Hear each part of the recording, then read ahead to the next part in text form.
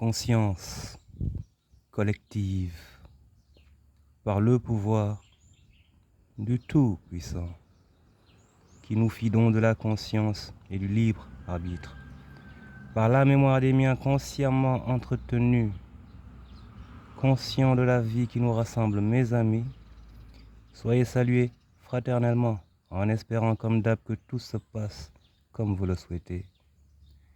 Souhaitant pour ma part toujours à ce que nous nous orientions vers de meilleurs lendemains, nous continuons donc autour de l'arbre à palabres des esprits à discuter en toute conscience, mes amis, du discutable, n'est-ce pas? Aujourd'hui, nous en appelons à la conscience collective. Une précédente vidéo traite déjà du cas de la conscience en général. Nous vous y renvoyons au besoin et mettons l'accent pour la présente sur l'aspect collectivité, et ce, en l'occurrence pour rappeler en cette période d'appel au changement, via d'éventuelles élections qui s'en viennent, rappeler que c'est bien le niveau de conscience collective qui oriente les peuples vers telle ou telle destination, le vote de l'âme, le choix consciencieux, mes amis. Conscient ou pas de cela, il n'en demeure pas moins que c'est au moment où la conscience collective atteindra un certain niveau, un seuil critique, que les difficultés pourront être aplanies. Collectivement donc, la conscience est au point mort, mes amis, car les gens sont soit non conscients, soit ils ne le sont que partiellement. Partialité et vide ne comblent aucun trou.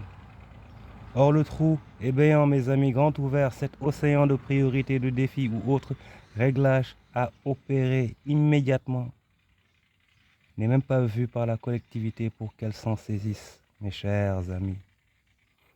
Paramétrés inconsciemment à la codépendance, les gens attendent toujours un sauveur pour faire non seulement son travail à lui, mais aussi le leur. Que de leur, mes amis. Tant que la conscience collective n'aura pas évolué dans le bon sens, peu importe vos choix, ils ne mèneront à rien de concret. Individuellement, il faut être en mesure de saisir l'ampleur des dégâts pour commencer la reconstruction de soi en soi et collectivement ensuite. Il faut retrouver le lien qui nous permettra de cerner les priorités et convenir d'une direction où le cap sera mis, mes amis. On peut passer toute sa vie à rêver et mourir avec ses rêves et ses regrets. Ou l'on peut user de son temps pour la réalisation, les réalisations, la matérialisation des aspirations. Il y a une différence notable, fondamentale entre les deux, mes amis, c'est l'action. Hors d'action, il ne peut y avoir de constructif sans conscience, sans capacité de discernement. Alors discernons et cernons, mes amis, s'il vous plaît, en commençant par être nous-mêmes ce que nous souhaiterions voir pour arrêter de rêver pour rien et enfin réaliser. Amen. Yo man bro, Free Spirit once again, the Decoder, pour un énième appel à l'éveil des consciences par le pouvoir du Tout-Puissant.